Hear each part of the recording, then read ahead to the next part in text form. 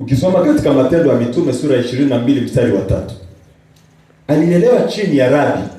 Yuko anafundishwa sheria ya Kiyahudi. Kwa hiyo kama ni habari ya kidini, habari ya sheria kwa mtazamo wa kidini, alikuwa ameuiva. Na ndio maana dini ya Kiyahudi ilikuwa imemwamini na kumpa barua, nenda. Ni sawasawa na sisi leo. Kanisa lisipokuamini, huwezi kupewa barua. Niso yana ubiri Dar es Salaam, niso yana ubiri. Wakiangalia mwatenda benyo munaiki barua. Ale fulani, kaimane vile. Sinawezekana hii. Sio kila mtu tu utafika, pastor, unaenda pale kwa mzee, inachwa nimotaka niye na ubiri kambios, nataka ni ya section chose. Kawaida hapa kwetu wazee wanatengeneza taratibu, tutakusikiliza kwanza. Kwa nini? Hatuja kuelewa. Usienda kulisha watu kwa matango pori, unaenda unalisha watu matango pori, mwisho wa siku reputation inarudi hapa. Unya wenu mtomono totomina ala hatari. Tomopikwa fukumuna benebe. Bwana Yesu atusaidie. Na huyu yeye alikuwa ameaminiwa na ile Sanhedrin. Baraza ya wazee ilikuwa inamkubali Paulo. Na ndio maana ikawa inampa barua, nenda. Lakini sasa baada ya kumpokea Yesu Kristo, alielewa kuwa elimu ya kweli inatoka kwa Mungu na inahusiana na kumjua Yesu Kristo.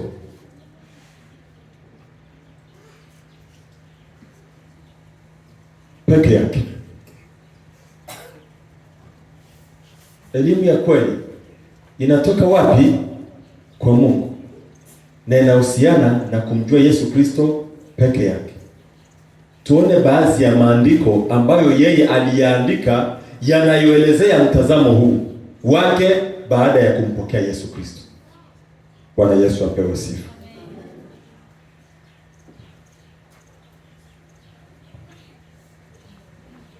Baada ya kumpokea Yesu Kristo, Paulo anasema hivi katika Wafilipi sura ya 3 mstari wa 7 na 8 ya kwamba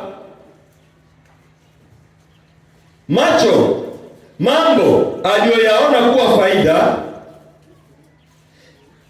Wafilipi 3:7-8 anasema kwamba mambo aliyoyaona kuwa faida, ikiwa pamoja na hadhi yake kielimu. Alikuwa ni mtu mheshimiwa, lakini baada ya kumpokea Yesu Kristo aliyahesabu kuwa hasara kwa sababu ya thamani ya kumjua Kristo.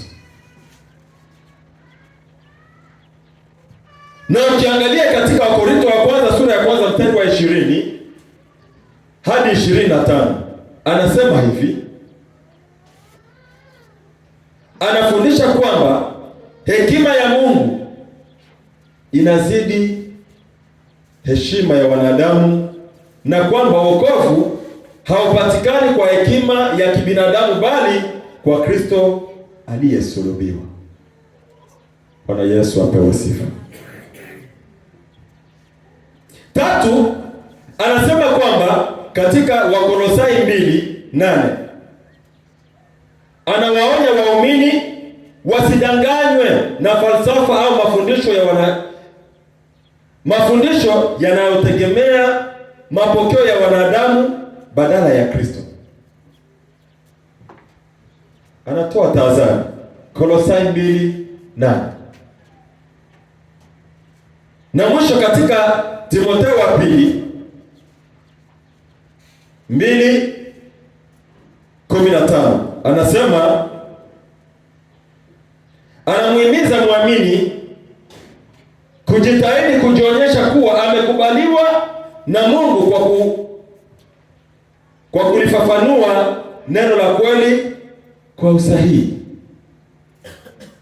sio tena sheria ile ya Kiyahudi.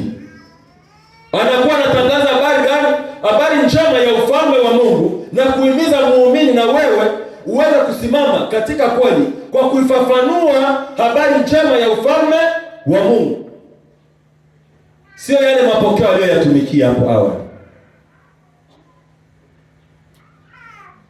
Sasa kama Mkristo unaweza kujilinda namna gani na mafundisho ya uongo? Elimu ya uongo, wewe utajilinda nayo namna gani? Tuone mbinu za kujilinda na elimu ya uongo. Jambo la kwanza, msomaji tusomee pale katika Petro wa pili 2:12, alafu tueleze jambo hapo.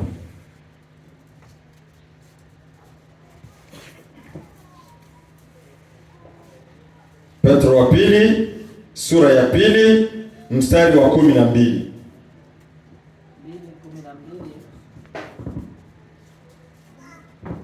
2:12. Petro wa pili, waraka wa pili wa Petro, Biblia inasema hivi: lakini hao kama wanyama wasio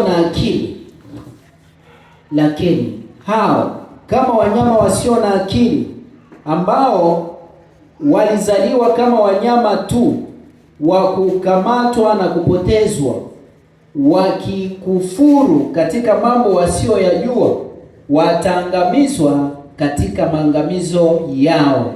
Amen. Hiyo ni Petro wa pili 2:12. 2:12 ndo hapo mwalimu. Petro wa pili, angalia kwanza wa kwanza, kuna neno pale tunataka kueleza ambalo kabla hatujaingia kwenye ufafanuzi. Wa kwanza 2:12.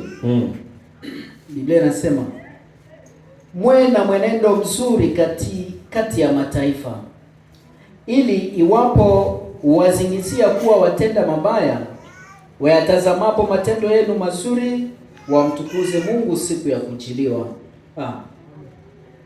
Soma Petro wa pili 1-2. Petro wa pili 2:1-2.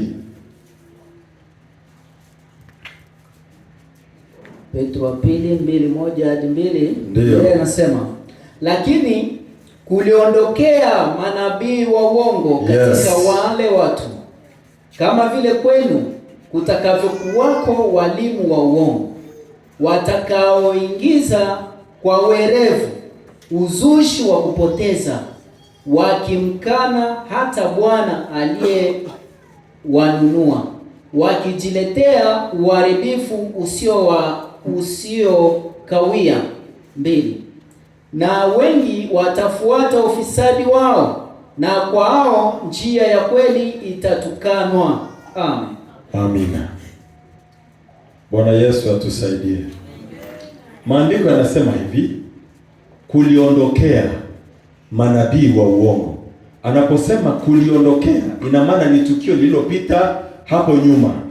Kuna watu waliojitokeza, manabii wa uongo, kama kwenu na nyie kutakavyokuwako na walimu wa uongo. Na hawa walimu wa uongo watapotosha mioyo ya watu wanyofu.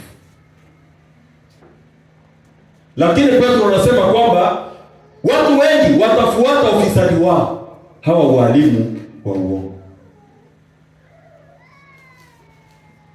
Na kanisa bado tungali na tabia huko hapa huko pale. Unaenda kufundishwa hapa, unaenda kufundishwa na unaenda kupokea vya huku, unaenda kupokea vya huku. Mwisho wa siku, moyo uliokuwa mnyofu mbele za Mungu utapotoka, kwa sababu Mbembe alisema mongeo mangachi kikiweza vile.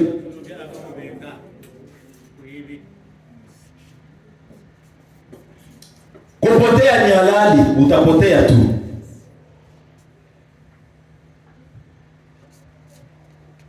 Paulo anatia neno moja la msingi sana ambalo anasema kwamba ni vizuri kutambua kwamba kwa kina nani ulijifunza neno la Mungu. Bwana Yesu apewe sifa. Utambue kwa akina nani ulijifunza neno la Mungu. Lelewa hapo. Tulia chini ya miguu, lelewa hapo. Mungu sio mpumbavu aliyekutoa huko ulikokuwa akaja kukuweka chini ya wale walezi. Alitambua kwamba walimu wengi wapo. Kwa nini wewe ukaja kuwekwa hapa Bethsaida? Alijua kwamba wapo wazee watakaolea imani yako. Wapo watu watakaolea kitu kilichomo ndani yako.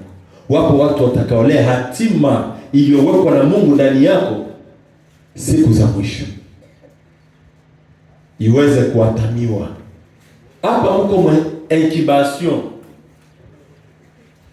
ili kile kilicho ndani kilelewe, kifike mahali, kipevuke. Vile vipawa, zile kazi ambazo Mungu aliweka ndani yenu, siku moja ziweze kupevuka, zionekane, zidhihirike mbele ya ulimwengu wote. Lakini kama utakubali kulelewa, Bwana Yesu apewe sifa. Itakuwa ni wakati mgumu sana kama kuna watu wanapenda kujiongeza. Na katika kujiongeza, maandiko yanasema huko nje, huko mjazari na huko nje kuna nini? Kuna mbwa mwitu wakali huko nje. Jihadhari na kutoka nje. Hujui, wewe haujui, kwanza hujawa na maarifa. Haujakulia maarifa ya ufalme wa Mungu. Unatoka kwa unazerera nje. Utakachokutana nacho huko, utamlaumu nani?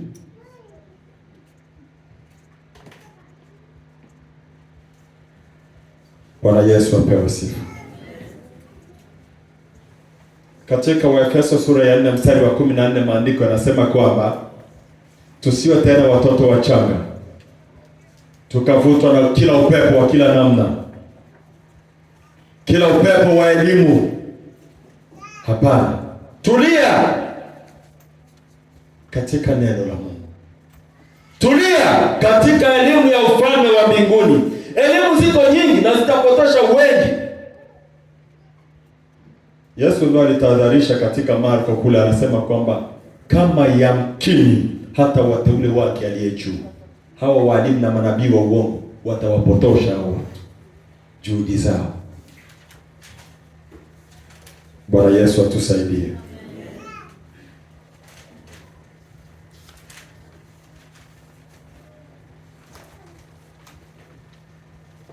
Sasa basi tuone mbinu ya kwanza. Chunguza mafundisho kwa kuyalinganisha na maandiko. Usikubali kila mafundisho kwa sababu tu yamefundishwa na mtu maarufu. Lipime kwa msingi wa maandiko. Usiseme waita fulani ube iwa ikicha bilobi. Ndio lugha nasikiaga, ninazoea kusikia hizo lugha hizi. Hasa kwa vijana wetu. Tuna bana level ya fulani iwa ikicha bilobi. Ale daktari ale. Ndugu, achana na masuala hayo.